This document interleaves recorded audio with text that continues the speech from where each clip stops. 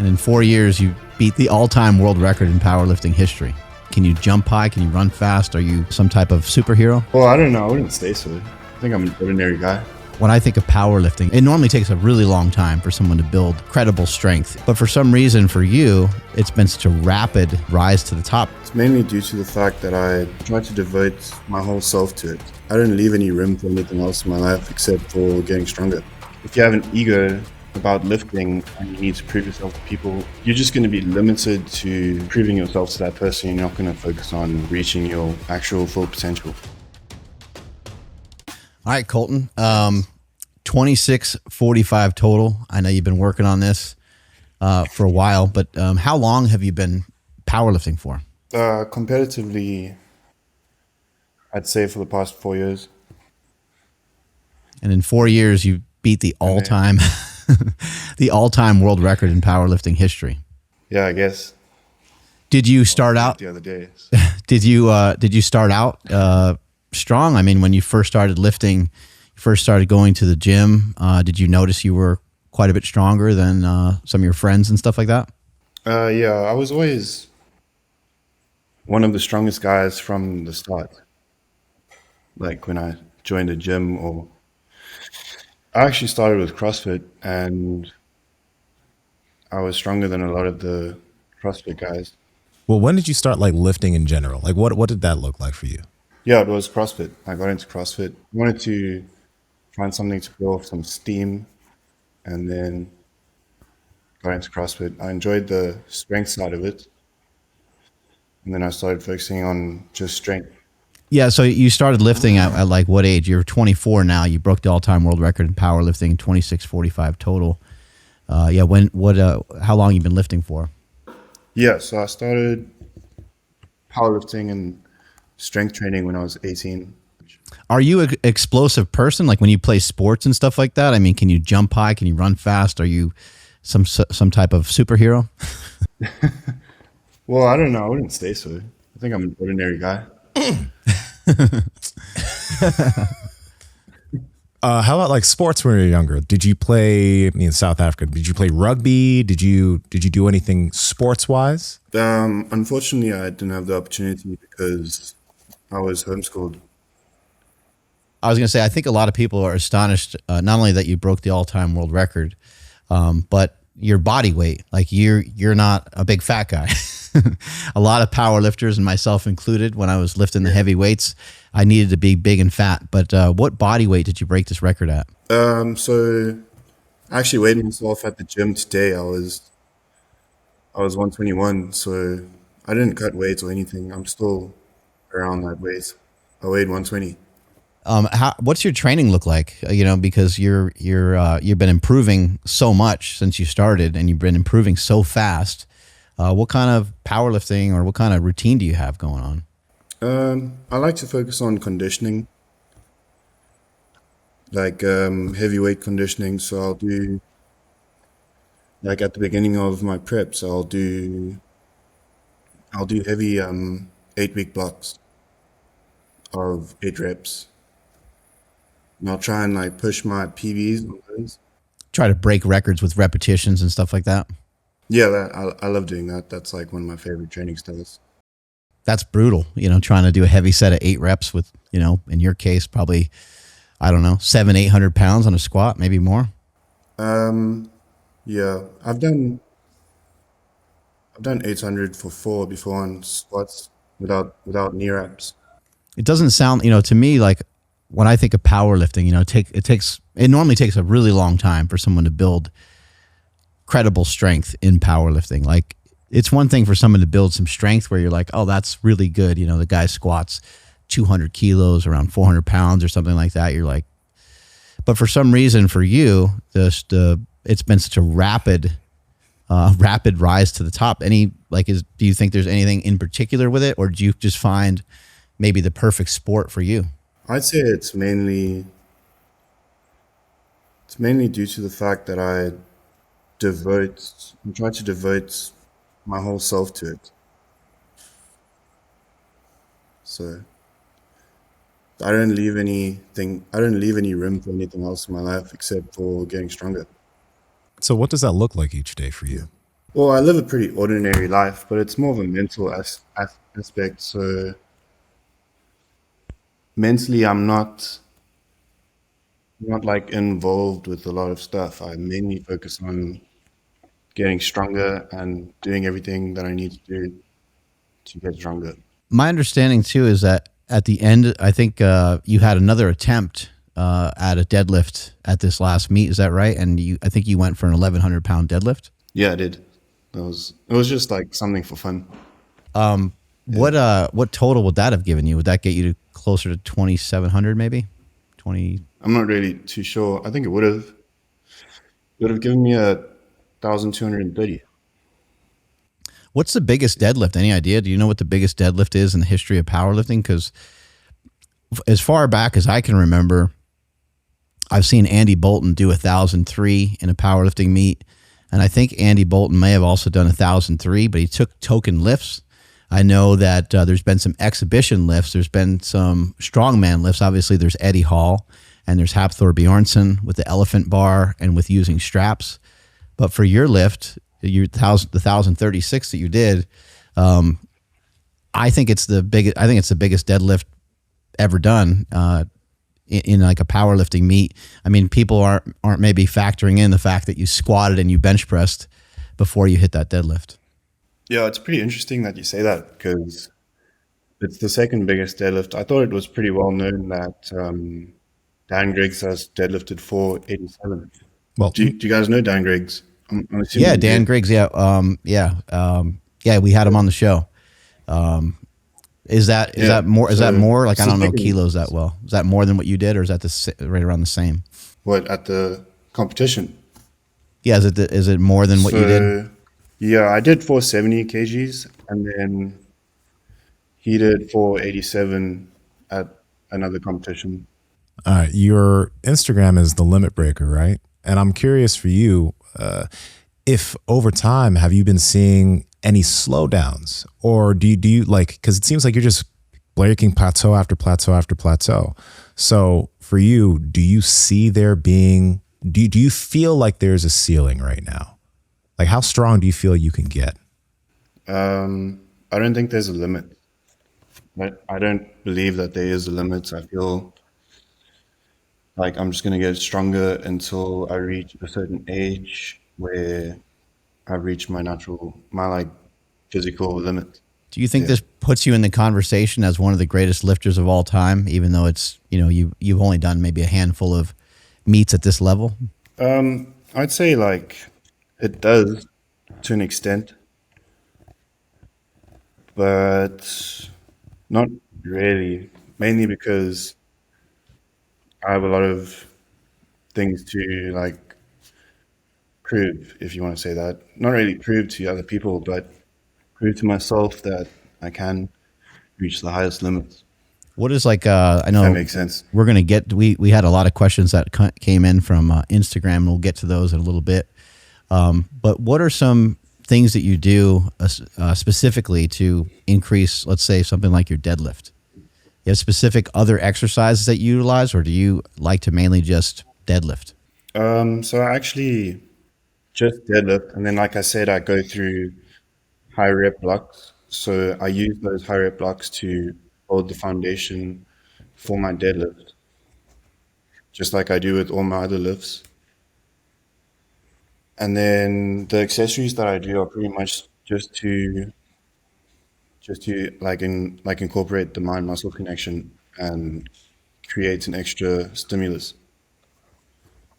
But all the work is done with the 8 rep blocks, I'd say, and the 5 reps as well, obviously. And are you doing normal exercises like leg curls, leg extensions, like that kind of stuff, or is it, I don't know, more specific to Yeah, like it's stiff leg it's deadlifts and stuff? mainly yeah, it's actually mainly just leg extensions and leg curls.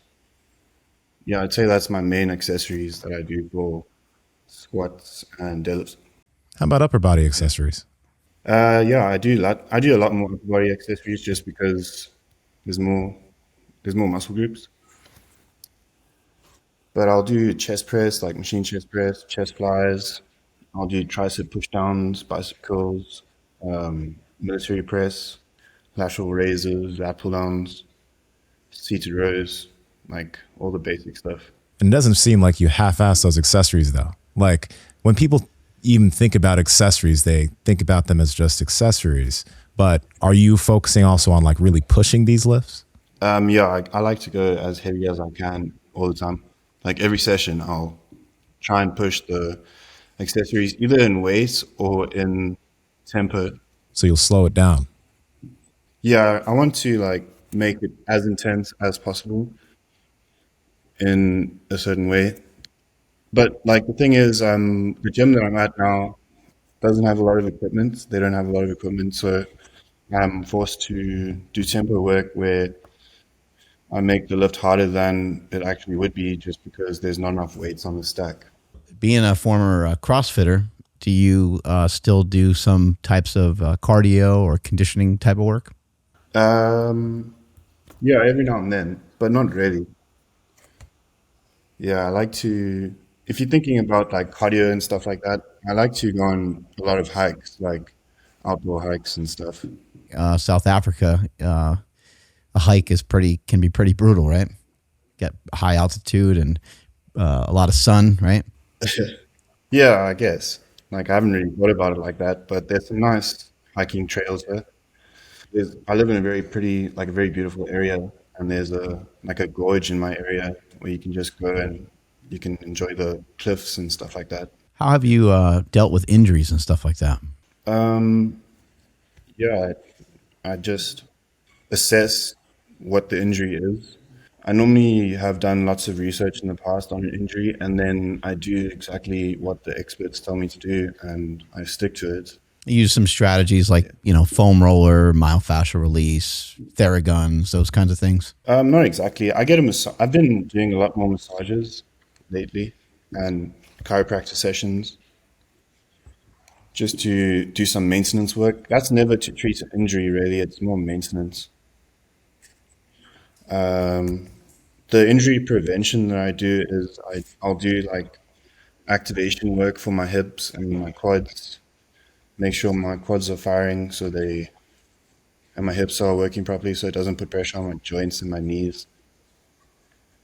And then for upper body, it's mainly shoulder health that I focus on. So I focus on my scapular health and the functionality of it. What do you do for some of that for the scat?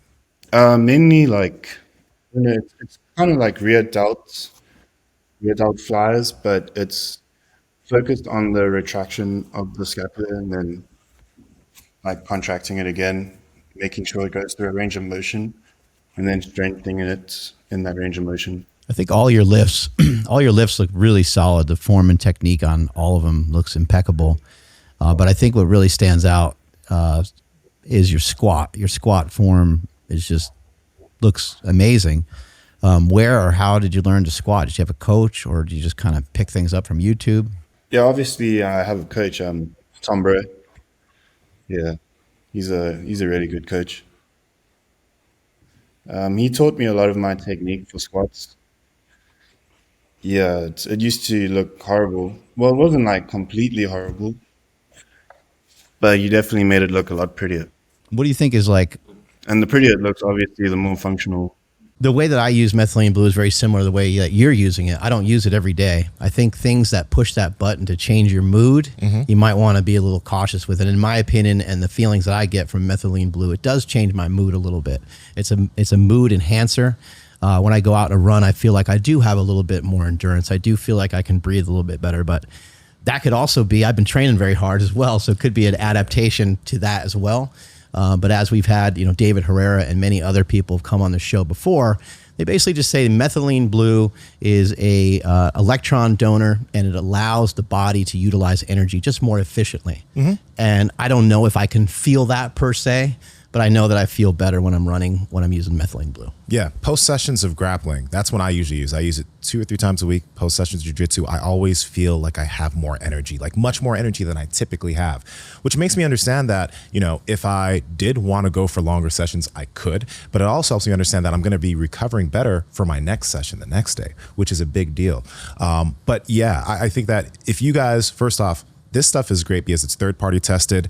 Methylene blue in other sources, like the stuff that you'll see on Amazon or like random websites, there's no regulation. So a lot of people have levels of toxicity from the supplement because it's not dosed correctly, and there are other things in that methylene blue. Again, this is something that is lab made. It's not you know what I mean? So you got to be careful, and this is why we like using this stuff, because we know it's not going to mess us up. You can go on their website. You can go on the Transcriptions website, and you can get a report of the third-party tested methylene blue and double, triple check it for yourself. In addition to that, they have the Canatine, which I have not used that much.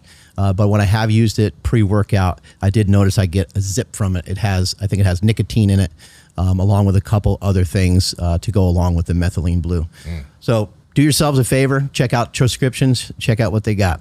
Strength is never weakness, weakness never strength. Catch you guys later. What are some cues that maybe run through your head as you're doing your squat? Because it looks like you keep your hips in a really good position. It looks like you're really stacked the whole time you're squatting. And then you do the same thing when you do your sumo deadlifts. Yeah, so I like to try and keep myself super stacked. That way, like, there's no energy leaks. I like to focus on not letting my energy leak out, like by my hips moving out and then the energy like leaks to the side, that type of thing. I just want everything to be stable and pushing up. Like, all my energy needs to go up and not to the side and like backwards or front to the front, stuff like that. But the main things would be like keeping my upper back tight so I don't tip forward. Keeping my pelvis posteriorly rotated so it doesn't anteriorly rotate when I go down. And then like bracing with that so that that positioning is maintained.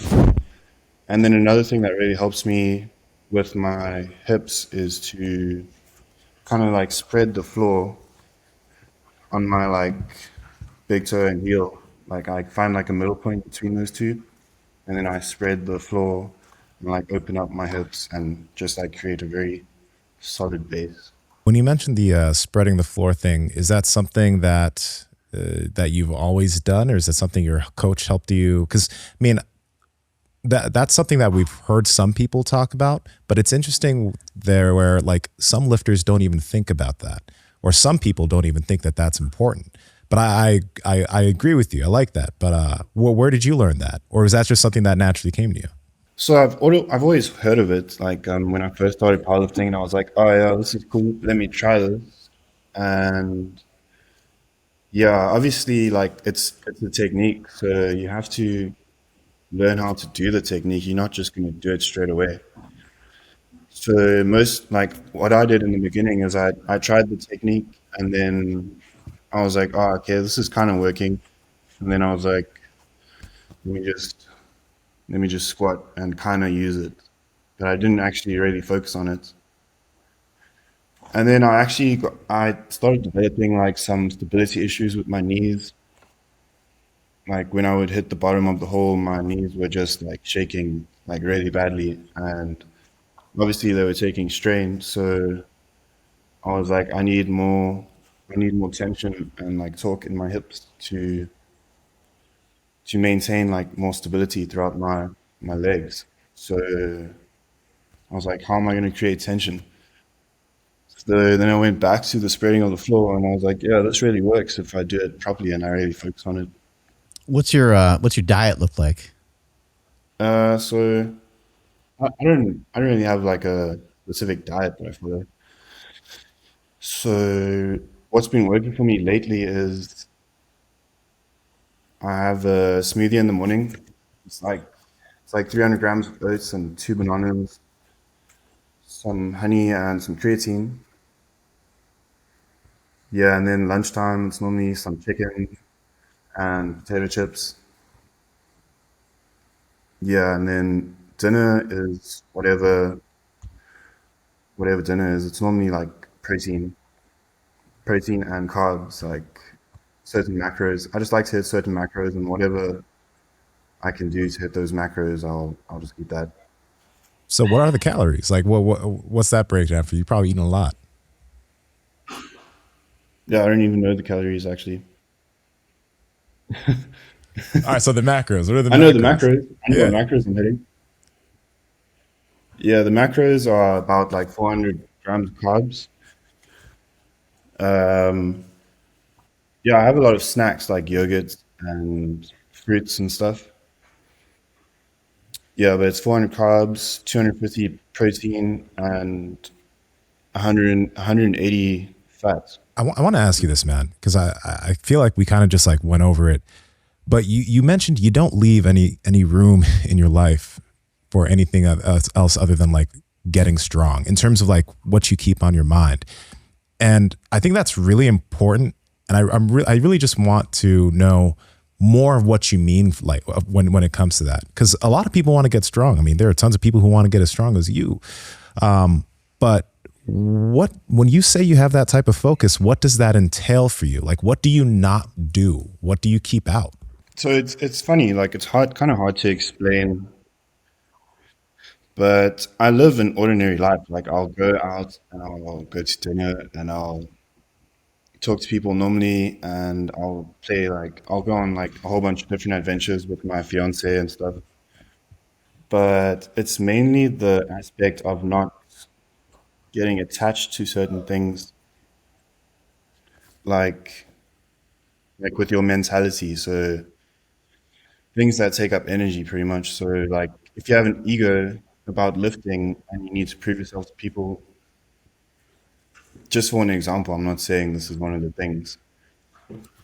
Like you'll need to prove yourself to someone. You're just going to be limited to proving yourself to that person. You're not going to focus on reaching your actual full potential. And like that's just an example. There's lots of limiting categories that will like limit you from what you're actually capable of doing. And it's just a process of figuring out what they are, in my opinion. This guy's 24. No, that makes perfect Seems sense. super mature. Pretty awesome. What do you think is something that really holds back a lot of other powerlifters? Because a lot of people get stuck. Yeah, pretty much that. Like exactly what I said like a few minutes ago. It's they cling on to things that like holds them down. Yeah, like they'll be clinging to like a certain image or certain record or certain like weight category or something. Yeah, like some sort of like egotistical thing. I'm not saying that in a bad way, like oh it's an ego, but something that's holding them back. Like people are different. Like I have my things that were holding me back. People are gonna have their things that are holding them back. So were you maybe not necessarily even focused on the all-time world record? Were you maybe just focused on just doing awesome and doing your best and reaching your potential? Yeah, to an extent. Like part of that is true. I just saw the all-time world record as a stepping stone. He's like, I can break that. Yeah. Like it's just a stepping stone to what being the strongest would actually look like. Is it difficult for you to gain weight? Seems like over the last maybe year or maybe 2 years, seems like you were able to put on a decent amount of weight. Has that been hard, or is that coming kind of natural? It's not something I really focus on. I just train and make sure I hit my macros where I'm recovering. And then whatever my body wants to put on, it'll put on. And as far as like, I think people see the numbers that you've done. I'm sure they must assume like, oh my God, this guy must be blasting a crazy amount of PEDs. This guy must have found the holy grail of finding some particular peptide that nobody else has heard about yet or something like that. Does that stuff look pretty normal for you? Like what you utilize and what you utilize to do some of these lifts, or did you find the holy grail of the peptide, and can you share that with us? I don't know. I don't think so. Like I do maintenance APC 157. Yeah, just I take maintenance doses throughout my prep. Like 3 IUs per day. Yeah. And then That's normal, like one of the peptides I use. and then normal stuff like And then I've testosterone also and stuff. Yeah, I'll go through my whole stack if you. So Sure. Everyone's got yeah. their pen. So it's like it's like 3 IUs of BPC, 3 to 5 IUs of GH, and then also I don't take a lot of tests. Like this is the most tests I've taken for this prep, just because I took a lot less orals because I don't really respond well. Like I respond super well to orals, but I get some bad side effects. So I took 600 tests, 600 milligrams per week, 300 milligrams of Matron. Um, yeah, and then my peak doses of orals. I don't take them like peak out throughout the whole prep. I took 30 milligrams of D-bol per day, and on my lifting days, I took 100 milligrams of Anadrol. Something to That's keep pretty in much it. mind, if you're getting those results off of that, you don't need to do more. I think that happens to Yeah, a lot of and then lifters. They take more and more.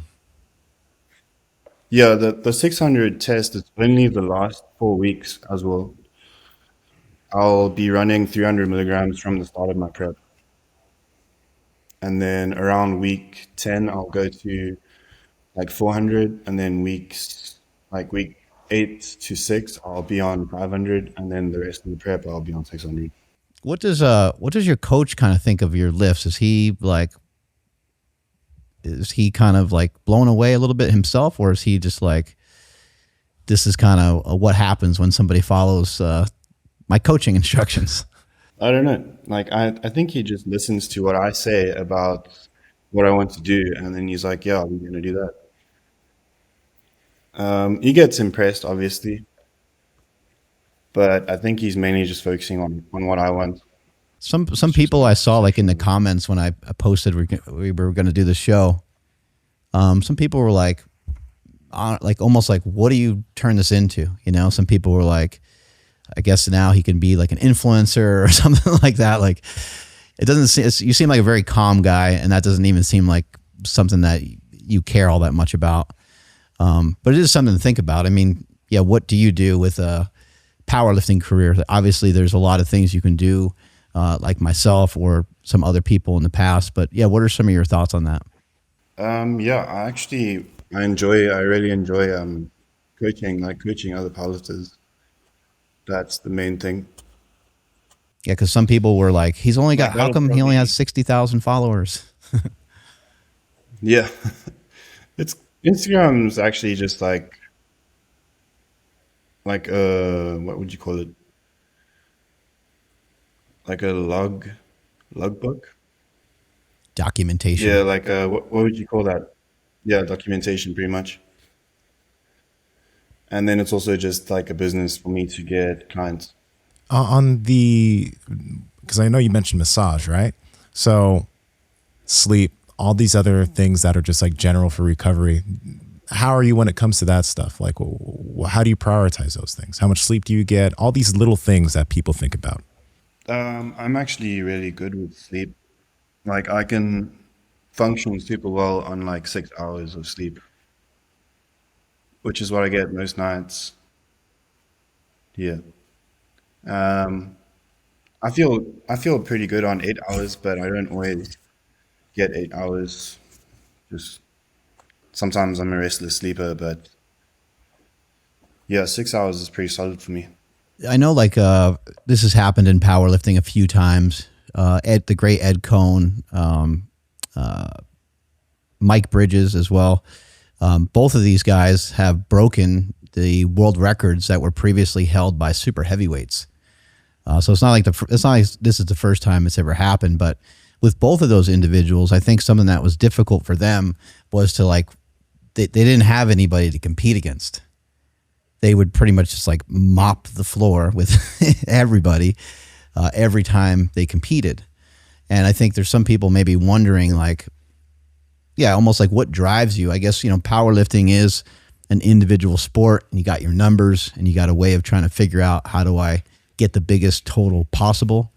But you are kind of a lot of people are looking to their left, looking to their right. trying to see what the other person is doing, and they're hopeful that they can one day surpass that person. But when you don't have, there's nobody around. Are there any powerlifters that are anywhere near close to you in your weight class that has, anywhere near the capabilities that you have? And if not, like, what kind of drives you and keeps you fired up to want to continue to, go to 2,700 and so on? Yeah, so there's limits that like a lot of people don't see.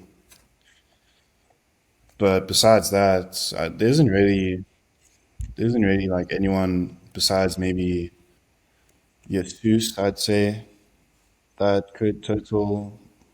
I don't think you would total more than me, but you would come close. So okay, there's like there's the limits. So it's putting all the all-time world records in a full meet into one total, pretty much. I see. Yeah, So so breaking like the all-time maybe bench like record. I'm probably not gonna break that one though, just because that one's like pretty hectic. Yeah, just because I'm not very like proficient at deadlift. At bench, and that's not even the full power all-time world record. So it's 325. That's the full power one, done by a non like bench specialist. That's an Yeah, so it'll amazing thing to be gun for. Yeah. what it is currently now. Yeah, what it is currently now, it's 505 for squats, 325 for bench, and then obviously like 487.5 for deadlift. Yeah, that's a pretty cool goal to have. And Seema, can you maybe pull up some of the questions that came through on Instagram so we can fire some of those off to him as well? Yeah, there's one from Chris Lovato, Yucky Lovato. He wants to know, right? How do you keep your hips from feeling destroyed with so much abuse pre and post lifting, or do you even feel it? Yeah, it would be the warm-ups that I do. So I like to get a lot of activation in my hips, and I do a lot of stretches. So I actually found this warm up on not Dumbbell, Mark Bell's YouTube page like 5 years ago.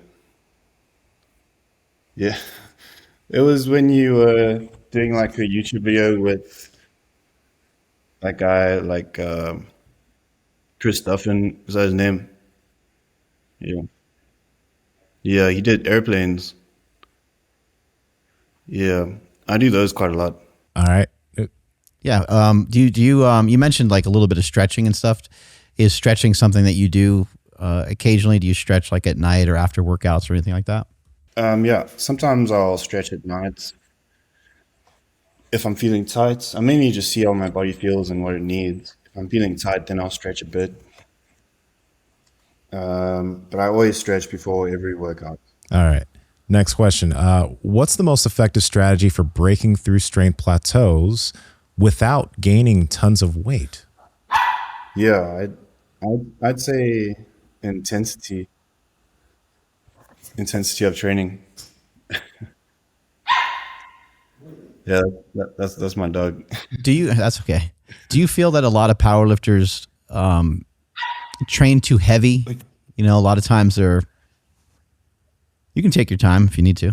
It's fine. They're just playing. I was going to say, do you feel like a lot of powerlifters lift too heavy and they're just lifting with weights that they can't really do the exercise with the right execution? You were mentioning how you like to build with sets of 8, and the great Ed Coan was very similar. After every competition, he would go back and he would start over with higher reps, but he was really insistent on the repetitions being perfect when he did his repetitions. Yeah, I think that's a great mindset to have. I can explain it in a way that most people would understand. So if you're trying to build a big building or like a big structure, you need like a really solid and a really big foundation.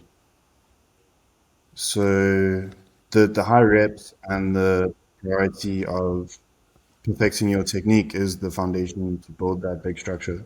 Now, this is from Primal Strength, and I think it's alluding to something. Do you think you could do 500 kgs on the elephant bar? On the elephant bar? Yeah. Yeah. Now, how do you... I don't know. I don't really know. Okay. But how do you feel about, because you pretty much almost got that 500. It got up pretty much to your hips and you just couldn't lock it out, right? When it comes to the 500 kilogram deadlift, how do you feel about the strongman version with straps, etc., versus the way you do it in powerlifting? I don't know. Like, it's very like difficult question because some people are obviously gonna like the strongman deadlift more. But I have this thing in my head where I believe like doing narrow sumo is the natural way that the human body is supposed to pick stuff up. Like if you, like for instance, if you're going, or if you just want to pick up anything in your life, like if you go into the wild or if you like trying to pick up like a massive rock or a big pot plant or whatever, you're not going to go and be like, okay, let me put my feet together. You're like, I'm going to like make sure I'm using my legs and I'm going to put them apart and like lift from the middle. Smarter, right? So, yeah, that seems logical. The big problem is like you get people that will abuse that and they'll take it to the extreme extent and they'll like go super wide with their sumo, and then it kind of messes up the whole image. Got any more over there? Yeah, there's quite a few. I think actually that answered the sumo question. Here we go. So people are actually curious about your actual training split, if you have any days off, and what it looks like from day to day, week to week. Yeah, I can give you the full split. So I'll bench on a Monday, squat Tuesday, do back on a Wednesday, back and triceps on a Wednesday, and then I'll do shoulders Thursday, and then deadlifts on a Friday. And then obviously they're like respective accessories. Saturday, Sunday, you're chilling. Yeah, I'm normally chilling or I'm doing some sort of activity with my fiance, like either hiking or going for coffee or going somewhere. It's a nice balance. Is your coach, is he at the gym when you're training? Thomas. Yep. Yeah, Thomas is Australian, so he's in Australia and I'm in South Africa. I see. There's a question here asking, would you ever consider strongman? Strongman, yeah, I would definitely. I think it'd be amazing if you got invited to one of these like deadlift exhibitions or something and went against, Eddie Hall and some of these other Hap Thorbjornsson and some of these other guys that are doing these lifts on the elephant bar type thing. Maybe like a Rogue Invitational or something like that. I know a lot of people would love to see that. Yeah, that's definitely something that's possible for the future. But right now I have the goal of reaching that total that I explained. Where would that put you numbers wise if you did all three of those? What would that put you at for a total? We can do the math. I'm going to deadlift more than what that total is.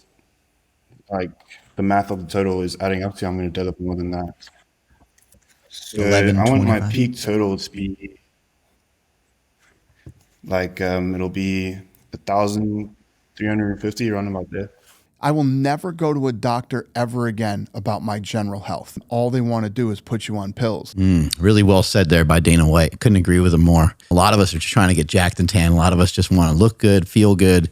And a lot of the symptoms that we might acquire as we get older, some of the things that we might have, high cholesterol or these various things, it's amazing to have somebody looking at your blood work as you're going through the process, as you're trying to become a better athlete, somebody that knows what they're doing. They can look at your cholesterol. They can look at the various markers that you have, and they can kind of see where you're at, and they can help guide you through that. And there's a few aspects too, where it's like, yes, I mean, no shade to doctors, but a lot of times they do want to just stick you on medication. A lot of times there is supplementation that can help with this.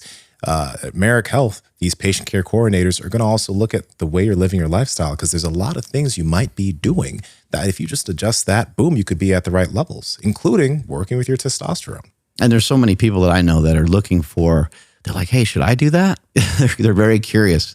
And they think that testosterone is going to all of a sudden kind of turn them into the Hulk. But that's not really what happens. It can be something that can be really great for your health, because you can just basically live your life a little stronger, just like you were maybe in your 20s and 30s. Mm-hmm. And this is the last thing to keep in mind, guys. When you get your blood work done at a hospital, they're just looking at like these minimum levels. At Merrick Health, they try to bring you up to ideal levels for everything you're working with. Whereas if you go into a hospital and you have 300 nanograms per deciliter of test, you're good, bro, even though you're probably feeling like shit. At Merrick Health, they're going to try to figure out what things you can do in terms of your lifestyle. And if you're a candidate, potentially TRT. So these are things to pay attention to get you to your best self. And what I love about it is a little bit of the back and forth that you get with the patient care coordinator. They're dissecting your blood work. It's not like you just get this email back and it's just like, hey, try these 5 things. Somebody's actually on the phone with you, going over every step and what you should do. Sometimes it's supplementation, sometimes it's TRT, and sometimes it's simply just some lifestyle habit changes. All right, guys, if you want to get your blood work checked and also get professional help from people who are going to be able to get you towards your best levels, head to merrickhealth.com and use code POWERPROJECT for 10% off any panel of your choice. All right, I have a quick nerd. That's $29.70, by the way. Oh, shit. Wow. That's wild. I have a question, man. Kind of a nerdy question. You know, I grew up watching a lot of anime. Your limit breaker thing is a theme in a lot of different of those. Did you ever watch any anime when you're younger, or is limit breaker just something that you have put onto yourself and it's like it's an inside thing? Yeah, I'm just adopting like Goku's mindset. Yes. Yes. I have a limit with a line through it on my fist, bro. I got this years ago. Just same shit. Just because of that. Good shit. Yeah, that's super cool. Yeah, that's pretty cool. All right, let me ask this. Yeah, it was mainly from the Super arc. So Goku was like, there was like rumors going on about his limit breaker form, and I was like, yeah, that's a cool name. Let me take that. All right, good shit, man. Yeah. Happy to hear that. I think a lot of people are really happy to hear that, by the way. Good shit. Yeah, anime is like, it's great for like inspiring people to push their limits. Like some people will hate on it and be like, oh, it's stupid, it's just a cartoon. But like it doesn't have to just be that simple. If you achieve some of these like a numbers, story. you start hitting, 2,900 pounds and all those different things. Do you think you would like to go back to CrossFit, or do you have other things that maybe you did when you were younger that you might want to go back to, or you got other desires, other things that you would like to do? Like another sport besides powerlifting. Yeah, like maybe when you're done powerlifting, you pick up some pickleball. Yeah. That would be funny. But no, not really. So I don't know how long it's going to take me to hit that total, but after that, I'd like to give it my all to try and win World's Strongest Man. Ah, Wow. Yeah. there we go. That strong powerlifting base going into strongman would definitely serve you well. Have you ever done things like jiu-jitsu or anything like that? Yeah, I did kickboxing when I was 14 to 16. Yeah, that was really fun. Yeah. Do you think some of that has helped you in powerlifting? Just being able to move well and being mobile through the hips, especially like on your squats and your deadlifts, like with the kicks and stuff? Not really. I wasn't really a kicker. Like I didn't have that mobility. But I was a pretty good striker. Like the guys would always like, even when I was 14, I'm not really bragging because this actually happened. Like you have like these pads in kickboxing that let you punch the midsection of someone, and they're really thick. So you don't like the person wearing them doesn't really feel them and stuff. But when I had to spar with these people, they were wearing the pads, and they would always tell me that they need to take a break because they feeling it too much with the pads. So yeah, I was always good at striking. All right. Well, we really appreciate your time today. Thank you so much, and congratulations. That's absolutely awesome. Yeah. Any plans to come to the States? Yeah, I'm hopefully going to do a competition end of this year in America. John Hexall's going to be in that one, yeah? And is that the one he said he's not going to, unfortunately. Oh, okay. Yeah, it's the Reach Rumble. Yeah. What state? Apparently it's going to be in California now. Cool. I'll have to come try to see it. Love to meet you in person. Yeah, that'll be nice. That'll be better to talk. Once again, great job. Unbelievable total, and keep kicking ass. Yeah, much appreciated. Thank you for having me on the podcast. Where can people find you? They can just go through Instagram. Send me a DM if they're interested. That'll be cool. Awesome. Have a great rest of your day. Yeah, much appreciated. Thanks. A savant. Dude. I think the coolest thing that was mentioned was the focus, mm-hmm. the leaving, the having no other cool. Like he has his fiance, they do their stuff or whatever, but he's really just solely focused on getting stronger. Yeah. The thing he mentioned about the ego too, not being focused on other records or what other people mm-hmm. are thinking of him or whatever, that's huge. He only thinks about getting stronger, and that's a big deal. That is actually all you need to do. I think it's really tough when you're not there and when you're not that guy.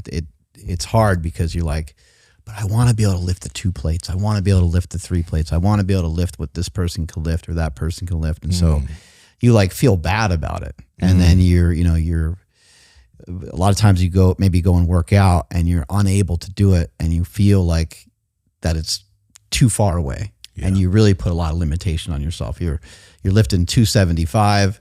Your goal is to bench, 315, and 275 is a real struggle for you. You're lifting with your buddy that's stronger, and because your buddy that's stronger is like lifting heavier, lifting stuff with perfect form, and you're just trying to chase him, you're just trying to not fall too far behind even, you're lifting weights that aren't appropriate for you to get better or stronger, or you're just even watching somebody via like Instagram or something like that, admiring what they're doing and not really honing in on what you could be doing. Yeah, that's something you got to do. You got to focus on like your specific goals, and Instagram's a real trap because it is great because you can see people like Colton.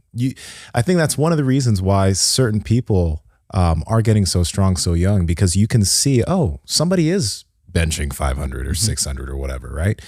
I could definitely do that. But then it's not allowing yourself to get into the trap of comparing yourself to everybody and almost letting that limit you in terms of what you think is possible for yourself. Because there's some people that'll look at that and be like, I can beat that. I guarantee Colton sees all these things like, okay, I could definitely beat that, right? But you could look at certain things and be like, oh, I could never do that. And that's crushing. That will crush the motivation towards your goals, There's been so many great lifters. John Hack is absolutely an incredible lifter, and he came in and destroyed a lot of all-time world records. Yeah. He did so at like lighter body weights too, and then I think he went all the way from like 181 all the way up to maybe 242. But Colton he's just what he's doing is just a little different because he's a heavier guy in general, and he's able to break the all-time world record. As I mentioned, Ed Coan, was somebody that did that. And it may be too early. It may be too early to crown him and to say that he's like the second coming of Ed Coan. But it kind of seems like he may be. It kind of seems like he is. My question is like, I know you mentioned it's too early, but like, with this number, I mean, what would you need for it to be, right? It's like, if there's going to be anybody, it's going to be someone pushing these types of numbers, right? It's wild. It's insane. We did mention before the show, we were saying like if someone was to beat Usain Bolt's record, that they would then be the fastest person ever. Yeah, absolutely. Somebody, obviously you got to do it like an official competition, right? you want some sort of similar circumstances and so on. And I think what we're looking for in sports, we might be asking way too much, because sometimes somebody's really good or great for like a short period of time. And they're like, I only did it for like 5 years. 5 years is a long time. It's a long time. I think Bo Jackson, who we have his baseball card there, Bo Jackson didn't play long enough to be in the NFL Hall of Fame. So he's not inducted into the NFL Hall of Fame, which sucks. It's ridiculous. Because he was so amazing. He should probably be in there anyway. Yeah. But I think that's what people are looking for, when they're talking about, these great athletes. They want people to have like a longer career. We're watching a video of Bo just taking off and no one's even anywhere. It's just unbelievable. Yeah. But some of these people that come along, you can't help but think like, is Colton, is he like a superhero? It's like you're talking about like anime and stuff, and not having any limits, and what you can do in a, I know it's not supposed to be called a cartoon, but it's not a cartoon, Narc. Animation. Anime. What you can do with animation it's only limited to our mind, right? Like what you can make an animated character do is only limited to our mind. And I don't know, these people they put your mind in a different place, because you're like, oh, I didn't know that was like, is someone going to run 100 meters in 8 seconds? Maybe. Like if someone came along, that's the equivalent of like Colton, but it's in sprinting, it might happen. Yeah. There might be somebody that gets, to that kind of number. Yeah. I think one thing is like, just to like appreciate the wildness of what somebody's doing. Because I know like the instinct is, let's compare it to everybody else is doing, but let's just like appreciate what a feat of strength what this guy's pulling off is right now, along with the goal of trying to get a 2970, which honestly, I believe he's going to be able to do that. I believe he's really going to be able to do that. I don't really understand, or I don't know why he wouldn't be able to do a 1,100 pound squat, a 1,100 pound deadlift, and a 600 pound bench. He's like not far off of some of those numbers right now. So it's just it don't make no sense. That puts him at 2,800, right? So he's definitely capable. And I said savant, but I really think that he is. I've noticed in talking to people like this, you're not going to hear, it would be extremely rare. You're not going to hear an athlete like this that's this in tune with their body. Yeah. You're not going to hear him talk about recruiting motor units. You're not going to hear him talk about, he knows a lot of stuff, right? But he knows it differently than most people know it. At least that's what I believe. I mean, I only had one conversation with the guy, but I just think that these people that have these, they have this strength, they have this ability, they have a different feel and different relationship with when they do a particular lift or when they do a particular movement. Yeah. And that's what makes them great. And I'm not saying it's a gift or anything. I'm not saying it's like, it is a gift in a way, but I'm not saying it's like genetic necessarily. But every time that he puts his hands on a barbell, it feels exponentially quite different than the way anybody else is able to experience it. Yeah. It's almost like taste, when you taste different things. Some people like fermented food. Some people like spicy food. Some people they hate those foods, right? They don't, so their experience, our experiences with, somebody experiencing an onion for one person is going to be different than another person. But what can make somebody an extraordinary cook is to understand like the combinations. Like you can go to school, you can go to culinary school, and someone can teach you all these different things and they can say all this stuff. But someone that's like a savant knows how to play the keys from like the inside. So this guy knows how to like play his body, utilize his body, like a savant playing the piano is the way that I kind of look at some of this. It's like when he was talking about spreading the floor, it's interesting because we've had some people that I've asked that specific question about spreading the floor to on this podcast over the years. And some people are like, oh yeah, no, that's not important at all. You don't need to do that, right? But someone like him, he mentioned it didn't click immediately, but he worked on that over time and boom, it was helpful. So it's one of those things where like you try something, even if it doesn't work immediately, give yourself the time to see how those things play out, because it could be something that takes your squat, your deadlift, etc. further. And that's what he did for himself. So it's, and for the smart thing you're mentioning, I think sometimes when people listen to a person like him, immediately they kind of disconnect themselves from everything he's saying because they think, oh, it's just special for him. It's like it's just easy for Colton or whatever, right? But I think more so we should actually really try to key in on the things that he's saying, because like you mentioned, he's probably paying attention to things differently or looking at them a little bit differently than some coaches do or some other people do. And it could help you get a flicker for something in terms of the way you lift, like the spreading the floor thing. Right. And he talked about, stacking the bones, and Yep. he thought he was very accurate with a lot of that stuff. Ryan, can you bring up David Weck's foot diagram where he's got the lines running through the, I don't know what it would be really called, but he has like a foot kind of dissected. It's like a graph, but the reason why I want to bring it up, there you go. You got some of it there. Do you have the image? Yeah, it looks like he was able to get to it pretty quick, or some version of it. Yeah. Yeah, there we go. So if you look at kind of that purplish line, right? The line that goes through the big toe and through the heel, that's exactly what Colton said. Yeah. Exactly what he talked about. He's probably never seen this chart. He probably has not communicated with David Weck, although if he did, it'd be great. And he talked about how he's trying to, so he has a fairly wide stance when he squats. He spreads the floor, but he's putting pressure into his big toe and his heel, which is super interesting because as I'm trying to do it right now, what I start to feel because of the way that I practiced it, I would almost roll my foot outward. Would your big toe come off the ground a bit when you do it? Sometimes it would, especially if I was doing like a box squat or something. But what he's saying almost seems a little different than that. So almost like which still some people teach this in running and sprinting, like whole foot contact, rather than like thinking of like just toeing things out, or just smashing your heel into the ground.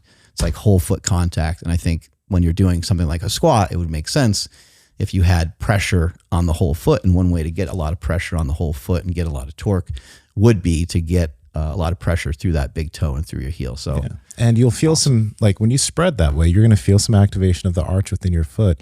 Your knee will come out a little bit and you'll get a little bit of external hip rotation. So that's one of the things that gives you the room to get in, to get depth during your squat. I think the first time I ever heard of it was Kelly Starrett's supple leopard. Yeah. That actually is the thing that got me into gripping the ground, which is actually what helped me finally hit squat depth, What about what he was saying about picking things up off the ground? I loved it. How good was that? It's just logical. Yeah, it is logical. Yeah. Sumo is logical. I mean, you're going to pick up something pretty heavy off the ground. Like let's just say like a sandbag, right? You're going to straddle it. Yeah. And then you're going to bend down and you're going to pick it up. Yeah. And you notice the thing about his sumo though, is it's not like in a dumb wide pseudo. You know what I mean? It's not like he's, it's not insanely wide. It's almost, it's wider than what Ed Coan did, but it's like, it's great for his structure. It's, you look at the way he's stacked, his hips don't move. He gets him in that position. He just drives forward. He has a great structure for like, it's just such a nice looking sumo too.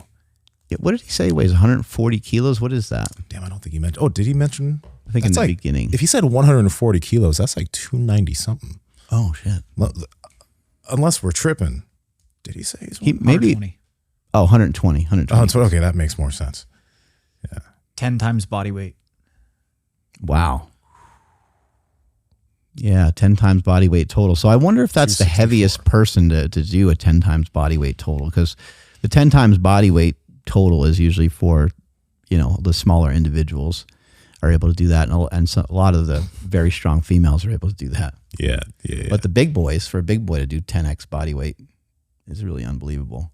I just don't even know what to say about this kid. It's just, when I first started seeing what he was lifting, I was just 350-pound overhead press for reps. Oh, okay. Still. Everything he does is so easy. Yeah, man. Yeah, I don't know. It'd be so like, I'm pumped to see like him crush powerlifting, but then it's gonna be so cool to see if he like when he goes to strongman. And you know what I'm so pumped about too from this conversation, the development of the foundation that he talked about. We've heard that from a few people. Andrei Milanichev mentioned the same thing, right? That is one of the big things that I think a lot of people miss before they go into powerlifting. They just go straight to lifting 5s, 3s, and 1s, but they haven't built a base of volume. A lot of great powerlifters have had a great Russ Swole, started off doing a lot of bodybuilding. A lot of these really cool powerlifters, really good powerlifters, had a base of volume, which helped them build a lot of muscle, a lot of resilience. And then when they started lifting a lot heavier weights, it's easier for them. Much respect to all the powerlifters out there. Yes. But this guy is extraordinary. Obviously, we've had Jesus Oliveras on the podcast before. I think he's absolutely extraordinary as well. And I think there's a lot of extraordinary people out there. And Jesus does it in a federation where they do drug testing. So things are different when you are in a drug tested federation versus he rattled off his cycle to us. Yeah, he gave it right to us. But anyway, my hat goes off to this kid. He's fucking unbelievable, and I'm excited to see what more he can kind of bring to the table moving forward. Strength is never a weakness. Weakness never strength. Catch you guys later. Bye.